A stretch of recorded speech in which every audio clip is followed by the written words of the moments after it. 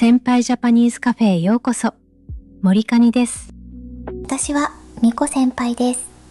今夜も寝ぼけ声で失礼するにゃん。今夜はこの前やった眠くなる夜の雑談の第2夜ですね。そう、今回は最近のゆるい話題を広く浅く眺めていく夜。難しいニュースはなしです。聞きながら寝ちゃっていいやつ。途中で眠くなったらそのままおやすみなさい。そういえば前回はアルバイトの面接の話でしたね。やったね。物は試しっていう言葉を覚えたんだった。迷ったらまずやってみる。いい言葉でした。今夜は反対に何も頑張らなくていい回だから安心してね。はい。では、力を抜いていきましょう。さて、7月もいつの間にか半ばを過ぎたね。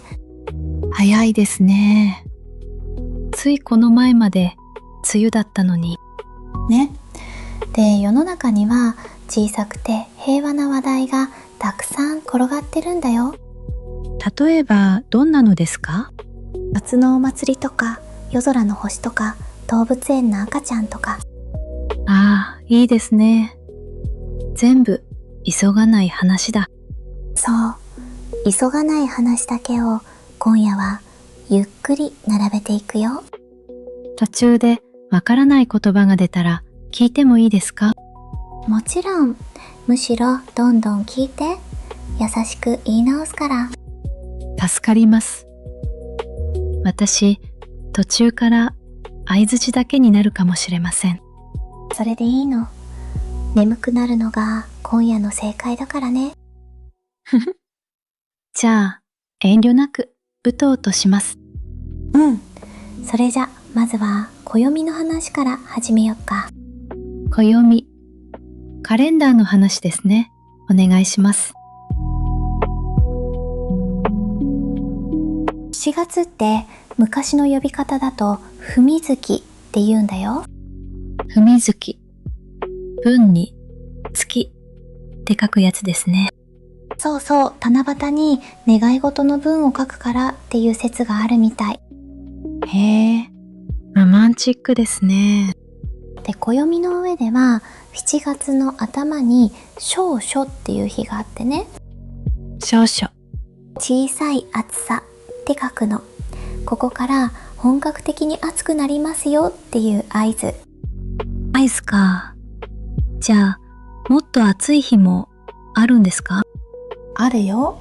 7月の後半が大暑、大きい暑さで、1年で一番暑い頃。大暑。名前だけで汗が出そうです。でも暦がそう言ってくれるとちょっと安心しない？安心ですか？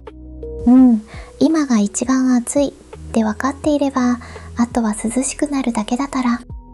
ああ、なるほどね。それは気が楽だ。そういえば今年も梅雨明けの知らせがあちこちから届いたね。梅雨明け。梅雨が終わりましたっていう発表ですね。そう。正確には梅雨明けしたと見られるっていう柔らかい言い方をするの。と見られる。断言しないんだ。自然のことだからはっきりとは言い切れないんだね。なんかその曖昧さ、日本語っぽいですね。確かに。で、梅雨が明けると入道雲の季節。黙々の大きい雲。そう、あの雲が出ると、ああ、夏が来たなーって感じがするよね。しますします。空が急に賑やかになる。で、夕方には夕立がザッと来て、少しだけ涼しくなったりするの。夕立の後のあの匂い、好きです。わかる、土の匂いね。あれにはペトリコールって名前があるらしいよ。ペトリコール。かっこいい名前もらってるんだ。ねえ、雨上がりの匂いにまで名前をつけた人がいるんだね。世の中平和だな。うん。こういうどうでもいい知識ほど夜にはちょうどいいの。ちょうどいい知識、いい言葉です。さて、暑さの話が出たから、次は暑い日々の過ごし方でも話そうか。はい、ゆっくりお願いします。最近天気のニュースで猛暑っていう言葉をよく聞くよね。猛暑、激しい暑さみたいな意味ですか？そう、猛烈な暑さを短くした感じ。気温が35度を超える日は猛暑日って呼ぶの。35度。聞くだけでクラクラしますね。ちなみに30度を超える日は真夏日。真夏日と猛暑日。ちゃんと段階があるんだ。そうで、夜になっても25度より下がらない夜を熱帯夜っていうの。熱帯夜。まさに今夜みたいな夜だ。だね。だから最近は夜も無理しないで冷房をつけましょうって言われてるよ。昔は我慢する人も多かったって聞きました。うん。でも今は体の方が大事っていう考えが当たり前になったね。いいことです。私も遠慮なくつけます。あと、昼間の道で日傘の人が本当に増えたと思わない？思います。男の人も普通に差してますね。ね、日傘があると体感温度がだいぶ違うらしいよ。体感温度。実際に感じる温度のことですか？そうそう、数字の気温と体が感じる暑さは別物だからね。日陰を歩くだけでも違いますもんね。あとはこまめな水分補給。これはもう合言葉みたいになったね。こまめにっていうのが大事なんですよね。そう、喉が渇く前に少しずつ。汗と一緒に塩分も出ていくから塩も少し。なるほどね。ちょっとした心がけの積み重ねだ。そういうこと。で、暑い時期の楽しみといえば冷たい食べ物だけど。かき氷とかそうめんとか。いいね。そうめんは茹でて水で締めてつるつるっとね。夏の昼ご飯の定番です。薬味をたっぷりのせるのが私は好きだな。ネギとかみょうがとか。薬味。料理に添える香りの野菜ですね。そう、あの小さな一手間で味がぐっと目を覚ますの。一手間。いい言葉ですね。手間っていうのは時間と気持ちを少しだけかけること。眠くなってきたのにお腹が空いてきました。ちょうどいい。次は夏の食べ物の話をゆっくりしようか。はい、美味しい話歓迎です。夏の食べ物といえば7月の終わり頃に土用の丑の日っていうのがあってね。土用の丑の日。うなぎを食べる日ですよね。そうそう、よく知ってるね。お店の前にのりが出ますから。あれを見ると夏だなーって。土用っていうのは季節の変わり目の期間のことでね。土曜日の土曜とは違うんですか？違うの。字は同じ土に用だけど、曜日じゃなくて暦の言葉。へえ、ややこしいですね。で、その期間の丑の日にうのつくものを食べると夏バテしないっていう言い伝え。うのつくもの。それでうなぎ。そう、あとは梅干しとかうどんとかうりとかもね。あ、うなぎじゃなくてもいいんだ。いいの。栄養があって食べやすいものなら何でも。でもやっぱり、うなぎのかば焼きは特別ですよね。わかる。あの甘いタレの匂いはずるいよね。ずるいです。お店の前を通るだけでお腹が鳴ります。炭火で焼いたあの香ばしさね。ご飯がいくらでも進む。香ばしさ、焼けた、いい匂いのことですね。そう、香りがバシッと立ってる感じ。パンとかお茶にも使うよ。覚えました。香ばしい、美味しい言葉だ。ちなみにうなぎを牛の日に食べる習慣は江戸時代の宣伝から始まったっていう説が有名でね。宣伝ですか。夏に売れなくて困ったうなぎ屋さんが物知りな人に相談して看板を出したら大当たりっていう話。へえ、200年越しの宣伝の成功例だ。ね、本当かどうかは諸説あるみたいだけど。諸説、いろんな説があるってことですね。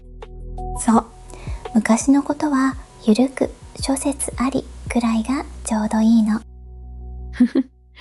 今夜の話全体的に諸説ありですもんね。そういうこと。眠い夜に正確さはほどほどでいいのにゃ。はい、ほどほどが一番です。さて、うなぎの他にもこの夏話題の食べ物があるらしいよ。お、気になります。教えてください。この夏の流行の食べ物を飲食店の人たちが選んだ発表があってね。ほう、プロが選ぶ夏の味。キーワードは三辛香らしいよ。三辛香、初めて聞きました。酸っぱいの酸に、辛いの辛に、香りの香。この3つで三辛香。ああ、なるほど。酸味と辛みと香り。そう、暑さで食欲が落ちた時にその3つが食欲を呼び戻してくれるんだって。わかる気がします。暑い日って酸っぱいものが欲しくなりますもん。ね、レモンとかお酢とか梅とか。冷やし中華にお酢をちょっと多めにかけたりします。いいね。あの酸っぱさで口の中がシャキッとするんだよね。します。目も覚める感じ。あ、寝る前に言う話じゃないか。大丈夫。話だけなら眠くなるから。辛い方はどうなんですか？汗が出ちゃいそう。それがね、辛いものでわざと汗をかくと、その後少し涼しく感じるんだって。へえ、暑い国の人が辛い料理を食べるのと同じ理屈だ。そうそう、理屈って言葉が出たね。物事の筋道のこと。理屈。理由の理に屈折の屈でしたっけ？そう。理屈が通るとか、理屈っぽい人とか、いろいろ使うよ。理屈っぽいはちょっと悪口寄りですね。そうだね。説明が多すぎる人のこと。私も気をつけよう。いえいえ、今夜はいくらでも説明してください。子守歌なので。子守歌。ふふ、光栄だにゃん。で、最後の香りは釘とかハーブとかの香りね。しそ、みょうが、生姜、バジル。さっきのそうめんの話とつながりました。そう。香りって食欲と記憶に直に届くんだよね。直に。直接ってことですね。うん。だからいい香りの料理は疲れた日にもちゃんと美味しい。なんだか台所に立ちたくなってきました。明日ね、明日夜中の料理はほどほどに。はーい。料理といえばね、煮込まないスープっていうのも話題らしいよ。煮込まないスープ。ちょっと不思議な響き。スープってコトコト長く煮込むイメージあるでしょ？あります。弱火でじっくり。でも夏は台所に長く立つのがもう暑い。だからさっと火を通すだけのスープが人気なんだって。それは賢いですね。火の通りやすい野菜と薄切りのお肉なら10分くらいでできちゃうらしい。10分。カップラーメンよりちょっと長いだけだ。そう考えるとすごいね。で、お手本は東南アジアの料理なんだって。東南アジア。タイとかベトナムとか。そう、暑い国には暑い国のスープの知恵があるんだね。確かに暑いのに温かいスープ飲みますもんね。ね、例えばタイにはココナッツミルクと鶏肉の優しいスープがあってね。ココナッツミルク。甘い香りの。そう、酸っぱさと香りもあって、さっきの三振香のお手本みたいな味。話がきれいにつながった。あとは具沢山の魚のスープとかね、ご飯にかけても美味しいらしい。具沢山。具がたくさん入ってること。そう、汁物は具沢山にするとそれだけでおかずになるの。汁物。スープとかお味噌汁のまとめた言い方ですね。その通り。夏は汗で塩分が出るから汁物がちょうどいいんだよ。理屈が通ってます。さっき覚えた言葉、早速使ったね。へへへ。使うと覚えるので。えらいえらい。じゃあスープに入れたい夏野菜の話もしようか。はい、野菜大事です。夏野菜でね、最近スーパーでよく見かけるようになったのが空心菜。空心菜。空っぽの心の菜っぱですか？字はその通り。茎の中が空洞になってるからその名前なの。空洞。中が空っぽってことですね。そう、ストローみたいな茎でね、シャキシャキしてて美味しいんだよ。どうやって食べるんですか？ニンニクとさっと炒めるのが定番。ご飯が進むやつ。中華料理屋さんで見たことあるかも。それそれ。もともと暑い地域の野菜だから日本の猛暑でも元気に育つんだって。へえ、暑さに強い野菜なんだ。そう、だから値段も安定してるらしくて、猛暑の時代の頼れる存在って言われてるの。頼れる存在。野菜なのにかっこいい。他の葉物野菜は暑すぎると育ちにくくなっちゃうからね。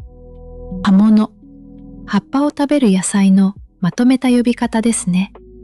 そう、ほうれん草とか小松菜とか。夏はちょっと元気がなくなる。野菜にも得意な季節があるんですね。あるある。それを旬って言うんだよ。旬。一番美味しい時期。そう、旬のものは美味しくて栄養があって安い。三拍子揃ってるの。三拍子。三つのいいことが揃うこと。そういうこと。もともとは音楽のリズムの言葉なんだけどね。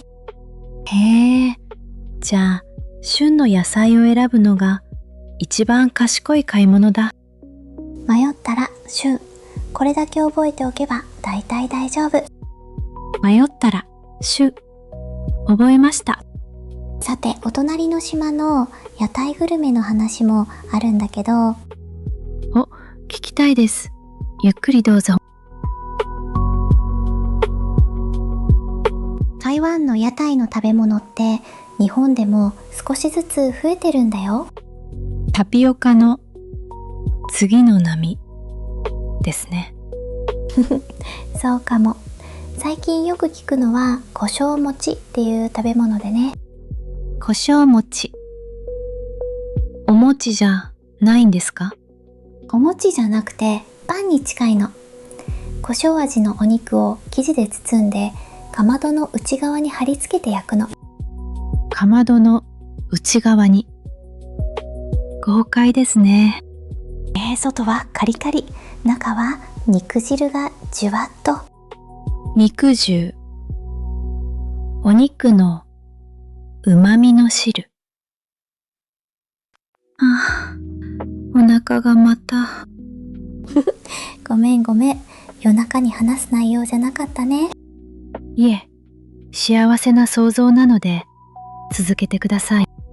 あとね、甘い方だと見た目が果物そっくりのスイーツが話題らしいよ。果物。そっくり。ケーキなのに外側が本物のリンゴとか桃とかにそっくりに作ってあるの。へえ、切るまでわからないんだ。そう。で、切った瞬間に、あ、ケーキだったって驚くのが楽しいんだって。わかります。そのびっくりを誰かに見せたくなるんですよね。そうそう。驚きと可愛さは写真を撮りたくなる二大要素だからね。二大要素。二つの大きな要素。要素っていうのは何かを作ってる部品みたいなもの。要素。覚えました。眠りの要素は静けさとこの声です。うまいこと言うね。でも実際、食べ物の流行って見てるだけで楽しいです。ね、流行り物にはその時代の気分が映ってるからね。今年の夏の気分はさしずめ、暑さに負けない工夫ですか？お、さしずめなんて言葉よく知ってるね。まあ言ってみればって意味ね。この前本を読んで知ったんです。えらい。じゃあ次は食べ物から離れて7月の祝日の話でも。はい。カレンダーの赤い日ですね。7月には海の日っていう祝日があるでしょ？あります。7月の第3月曜日でしたっけ？そう、海の恵みに感謝して海の国日本の繁栄を願う日なんだって。繁栄。栄えることですよね。そう、豊かに発展していくこと。ちょっとかしこまった言葉ね。祝日の説明ってだいたいかしこまってますよね。確かに。でもまあ実際は海に遊びに行く日って感じだよね。連休になるから嬉しい日です。ね、海開きもだいたいこのあたりだから夏本番の合図。海開き。海水浴場が今年も始まりますよっていう。そう。で、山の方にも同じのがあるの。山開き。山開き。登山の解禁日ですね。そう。例えば一番有名な富士山はね、7月の頭に山開きをするの。富士山、夏しか登れないんですか？基本はそうなの。夏の2ヶ月くらいだけ。それ以外は雪と天気が厳しすぎるから。じゃあ今の時期の富士山は賑やかなんだ。らしいよ。山小屋も開いてご来光を見に大勢登るんだって。ご来光。山の上から見る日の出のことですね。そう、ありがたい感じを込めて行をつけてぎ来光。山の上の日の出ってそんなに綺麗なんですかね。雲の海の向こうから朝日がゆっくり顔を出すんだって。想像するだけで静かな気持ちになるね。雲の海、雲海っていうやつだ。そう、雲海。山の上から見下ろすと雲が海みたいに広がってるの。一度は見てみたいな。でも、登るのは大変そう。まあ今夜のところは想像の雲海で十分。はい。目を閉じれば見えてきそうです。そのまま目を閉じててもいいよ。次は夏の夜の一番華やかな話。華やか。あ、花火ですか。そう、花火。7月の後半から全国で花火大会の季節が始まるの。いいですね。夏の夜のお楽しみ。東京だと隅田川の花火大会が有名でね、7月の終わりの土曜日にあるんだって。隅田川。川の上に上がるんですね。そう、2万発くらい上がるらしいよ。江戸時代から続く歴史のある大会なの。2万発。想像が追いつかないです。夜空一面が光の花畑になるんだって。光の花畑。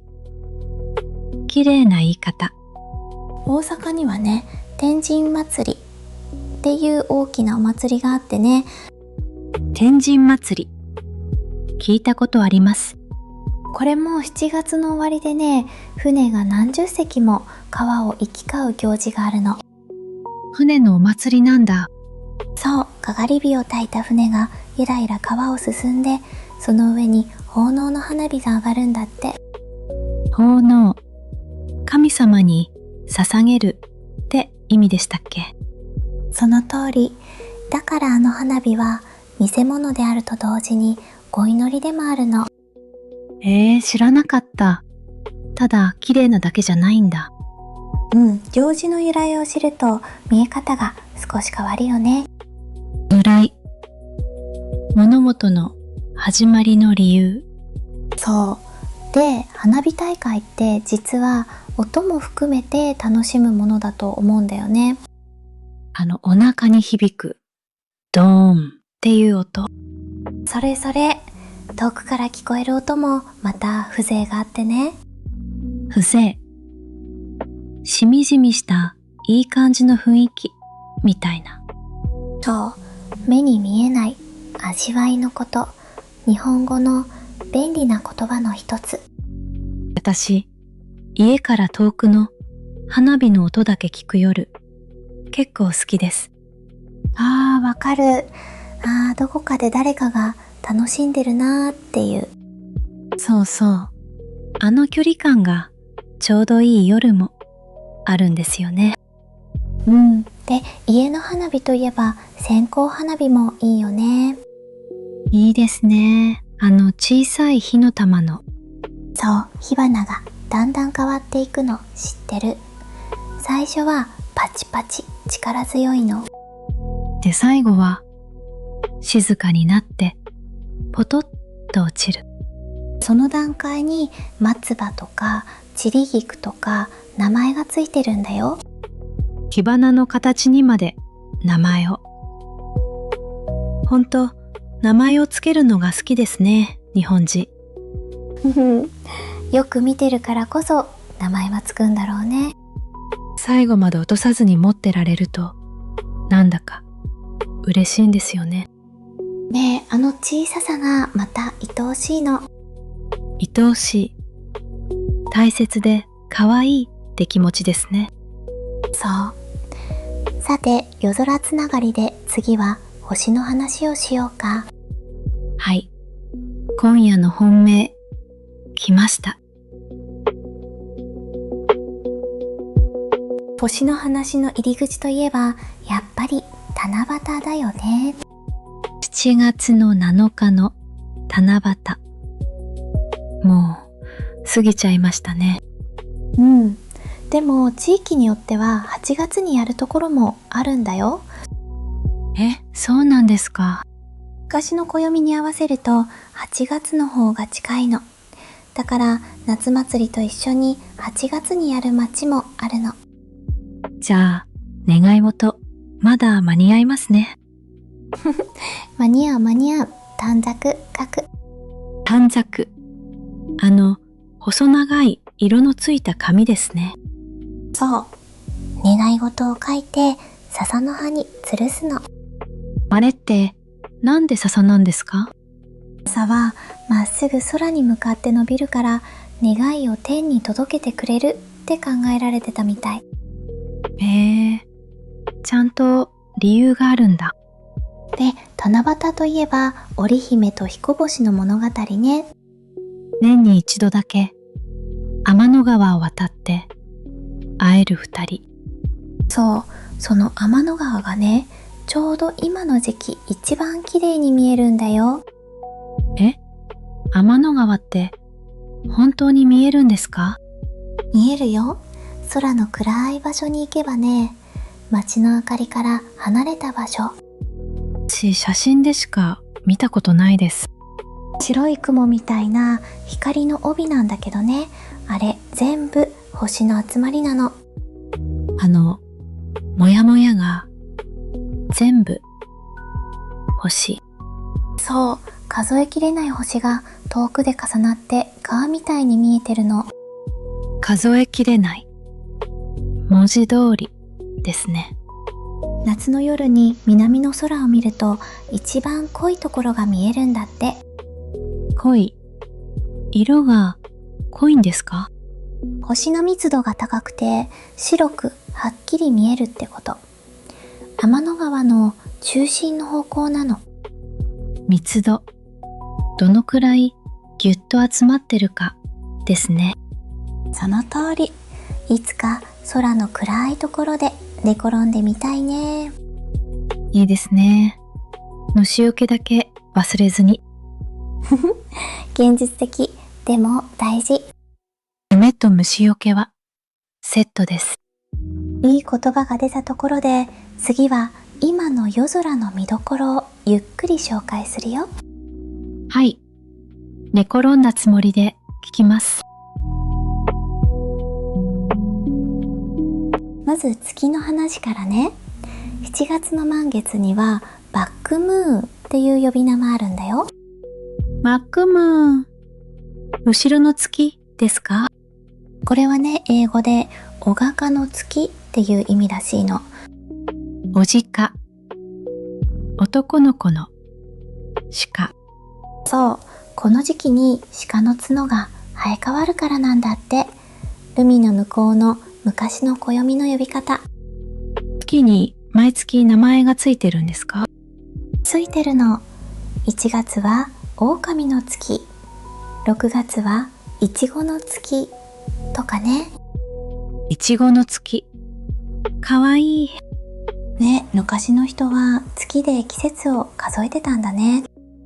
月がカレンダーだったんだ。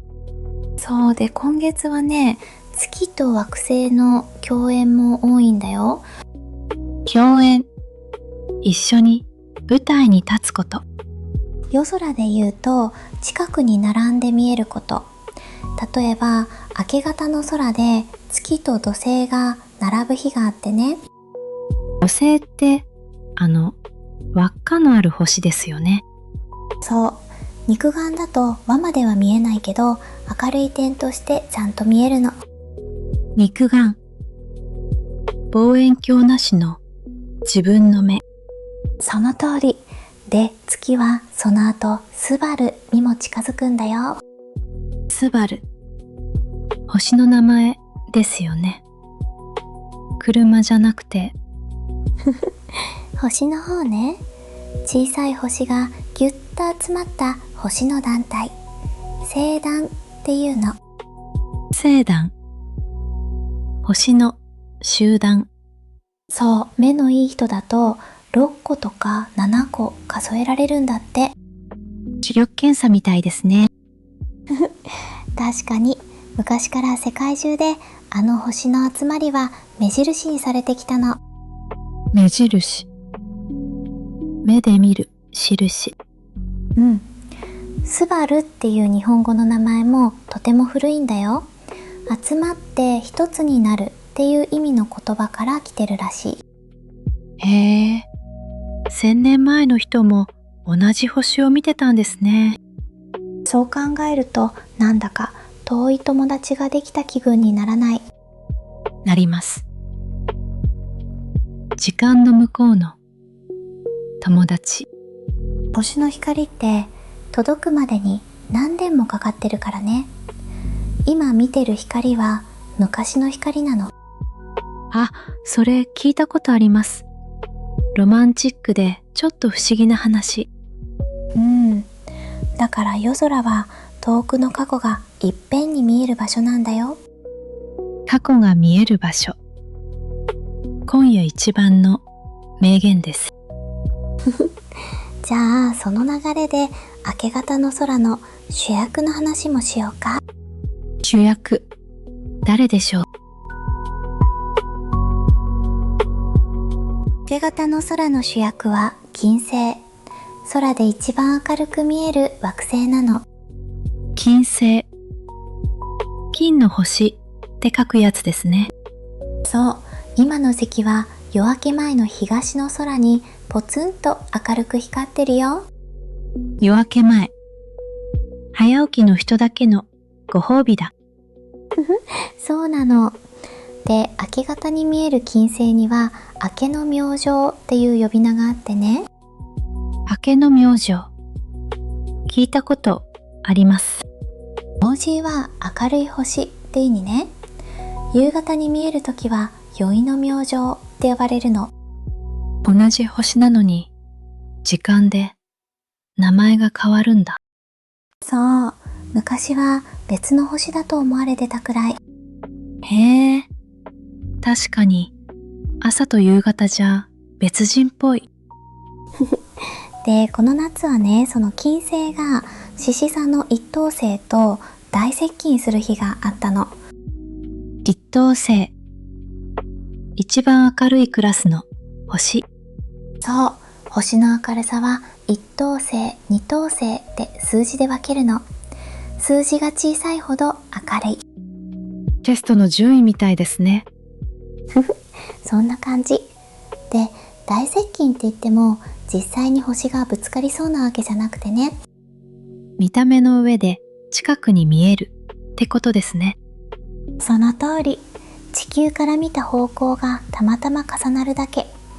実際はものすごく遠く離れてるの。宇宙の遠近法だ。うまい。まさに遠近法。近くに見えて実は遠い。人間関係にもありそうな話です。深いこと言うね。眠くなってきたのに。眠くなるとたまにそれっぽいことを言うんです、私。いい癖だにゃ。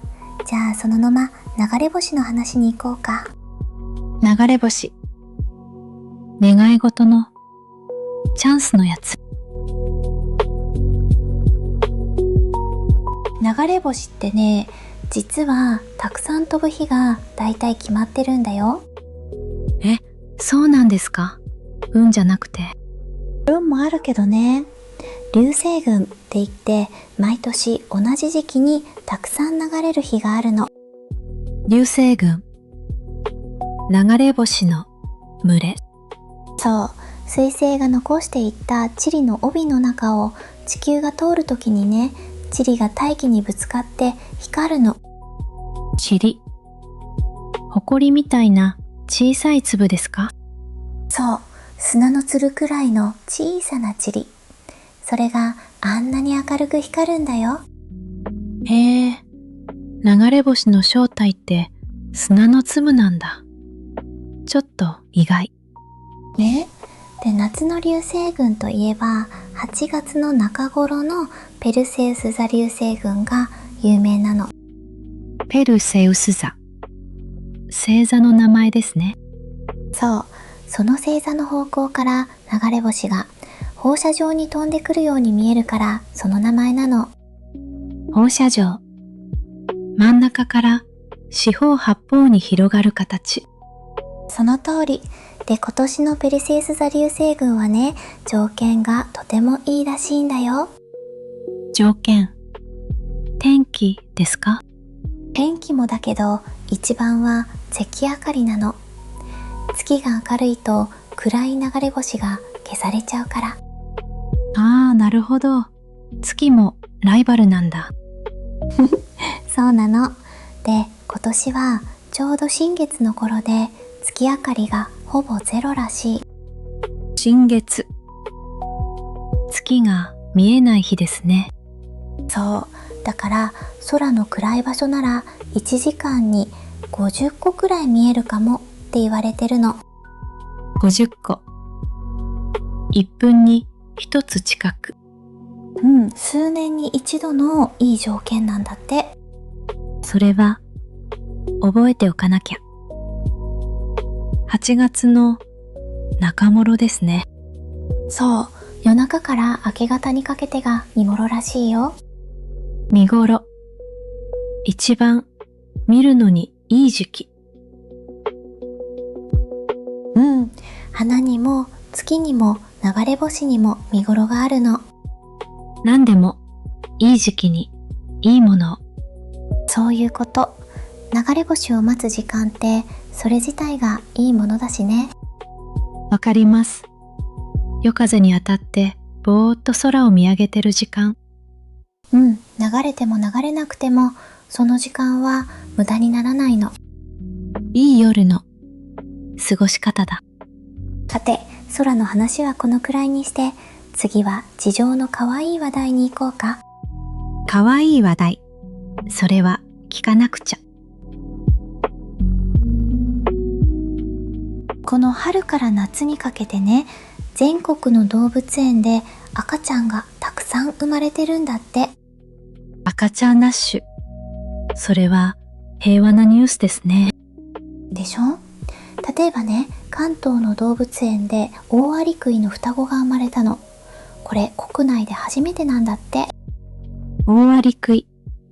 鼻の長い。そう、細長い顔でアリを食べる動物ね。尻尾がふさふさで大きいの。双子って動物でも珍しいんですか？オオアリクイは普通1頭ずつ産むらしいから、双子はすごく珍しいんだって。へえ、元気に育つといいな。ね、オオアリクイの赤ちゃんはね、お母さんの背中に乗って育つんだよ。背中におんぶで移動するんだ。そう、親と同じ模様だから背中に乗ると体が大きく見えて敵から身を守れるらしい。模様がカムフラージュになってるんですね。よくできてるな。本当にね、自然の知恵は侮れないの。侮れない。軽く見てはいけないって意味ですね。そう、他にもね、水族館ではゴマフアザラシの赤ちゃんが生まれたところがあってね。ゴマフアザラシ。ゴマ模様のアザラシ。そう、生まれたては真っ白のふわふわなんだよ。あ、写真で見たことあります。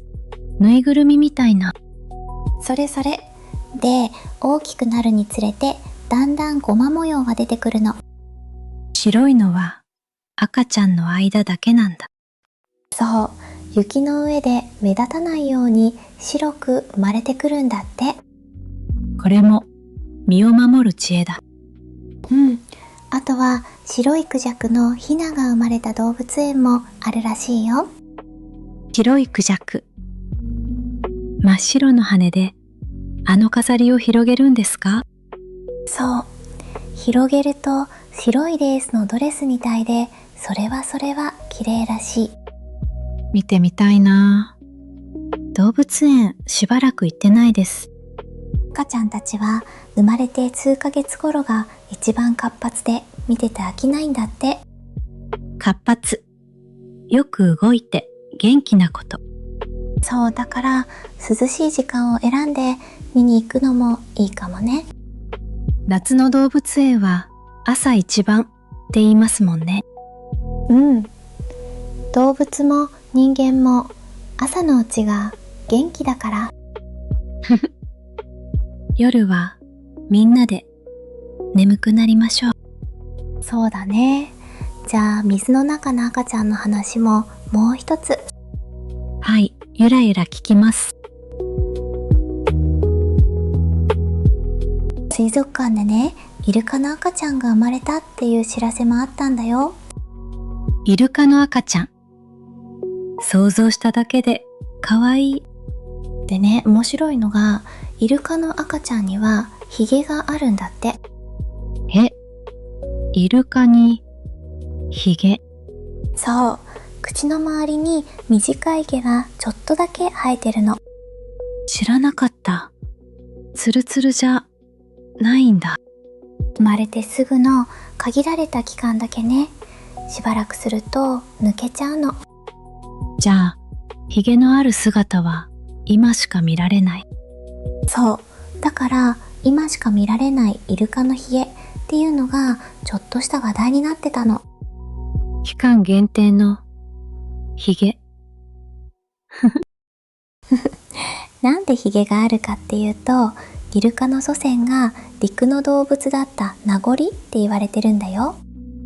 名残。昔の名残りの名残ですか？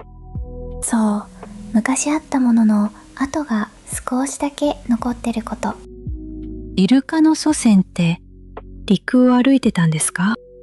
大昔はね、それが何千万年もかけて少しずつ海に戻っていったの。スケールが大きすぎて眠くなってきました。いい傾向。長い時間の話は子守歌にちょうどいいの。傾向。物事の向かってる方向ですね。そう。で、赤ちゃんイルカはお母さんにぴったりくっついて泳ぐんだよ。並んで泳ぐ姿、目に浮かびます。お母さんの泳ぎで生まれる水の流れに乗ると、赤ちゃんは楽に泳げるんだって。へえ、ちゃんと省エネなんだ。そう。自然の世界は無駄のない工夫で溢れてるの。今夜何回か出てきた言葉ですね。工夫っていうのは良くするためのちょっとしたアイデアのこと。思いました。夏は工夫の季節。いいまとめ。じゃあ最後の話題は静かな花の話にしようか。お花。はい。静かに聞きます。暦の話にちょっとだけ戻るとね、7月の中頃の暦に初めて開くっていう言葉があるの。ハス。池に咲く大きい花の。そう、ハスの花が咲き始める頃ですよっていう季節の印なの。暦に花の名前が入ってるんだ。昔の暦はね、1年を72個に割って、それぞれに自然の言葉がついてるんだよ。72個。5日に1回季節が変わる計算ですね。そう。風が変わった、虫が鳴き始めたっていう小さな変化を全部言葉にしてたの。豆ですね、昔の人。で、ハスの花って朝早くに開いて昼には閉じちゃうの知ってた？そうなんですか。一日中咲いてるのかと。朝の涼しいうちだけなの。だからハスを見るなら早起きしないといけないの。朝だけの花か。なんだか贅沢ですね。池一面のハスが朝日の中でゆっくり開いていくの。想像してみて。静かでいい景色だな。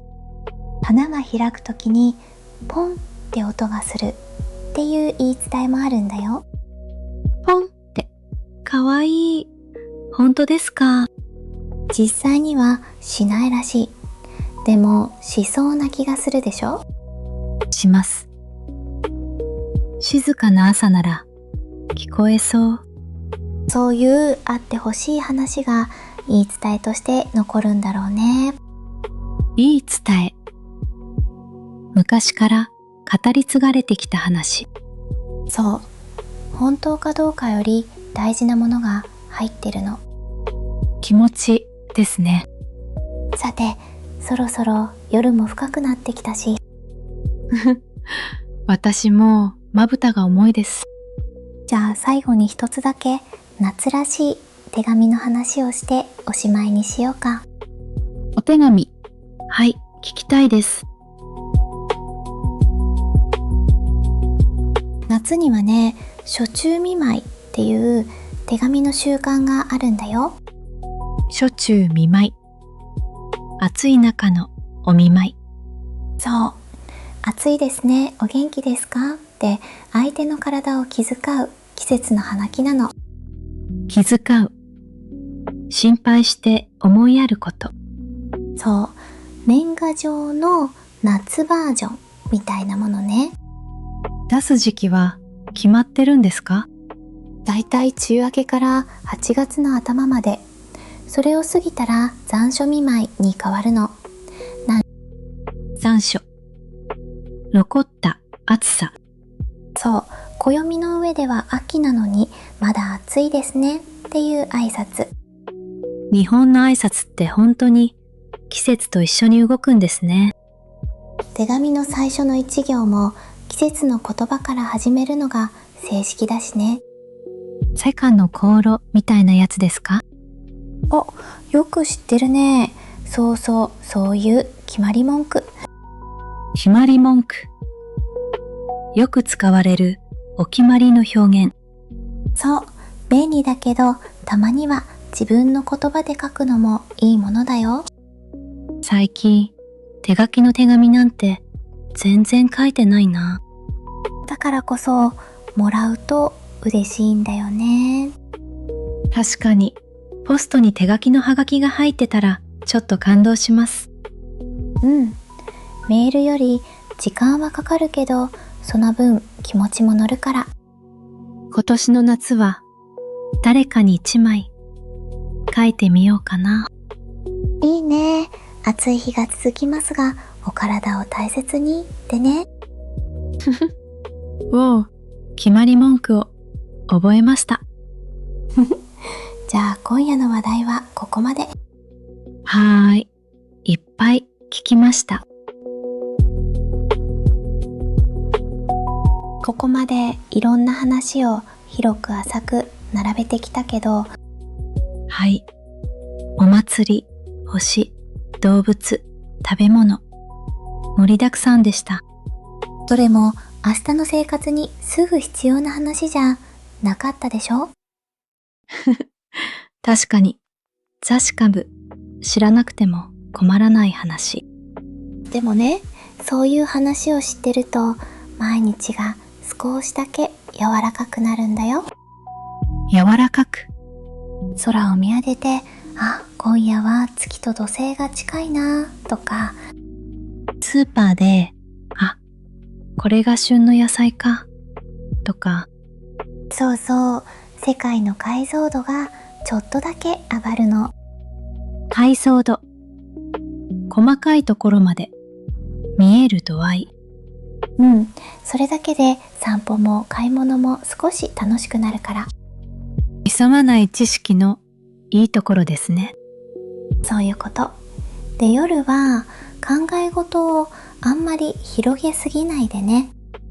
夜の考え事って暗い方に行きがちですもんね。そうなの。夜は心配事が実際より大きく見える時間だから。月明かりの影みたいに。お、詩人だね。そう、影は本体より大きいの。じゃあ心配事は朝の光で見直した方がいいですね。朝見ると、あれ、こんなに小さかったっけってなること多いから。経験。あります。だから夜のうちは今夜みたいなゆるい話だけでいいの。はい。おかげさまで頭の中がいい感じにぼんやりしてます。それはよかった。じゃあ今夜の言葉を一つだけ置いていくね。はい、ゆっくりお願いします。今夜の言葉はね、明日は明日の風が吹くっていうことわざ。明日は明日の風が吹く。そう、今日の風と明日の風は別のもの。だから明日のことは明日の自分に任せようっていう意味。心配しても仕方ないってことですか。でも投げやりな感じじゃなくてね、なんとかなるさっていう明るい諦め。明るい、諦め。いい響きですね。例えば明日の準備が完璧じゃなくても、まあ明日は明日の風が吹くかって寝る前にぴったりの言葉だ。でしょ。もう一回だけゆっくり言うね。明日は明日の風が吹く。明日は明日の風が吹く。覚えました。風の音を想像しながら言うともっと眠くなるよ。ほんとだ。そよそよって聞こえてきそう。じゃあ眠る前の小さな練習、頭の中だけでいいからね。はーい。目は閉じたままで。今ちょっと気になってることを一つだけ思い浮かべて。はい、浮かべました。それに向かって心の中でどうぞ明日は明日の風が吹く。なんだか風に持って行ってもらえた気がします。それじゃあ今夜はこの辺でおしまい。まだ起きてる人も、もう夢の中の人も、お疲れ様でした。この番組は寝ながら聞くのが正しい使い方だから遠慮なくね。また眠れない夜が来たらいつでもどうぞ。明日のことは明日の風に任せて。それでは皆さん、おやすみなさい。おやすみなさい。いい夢を。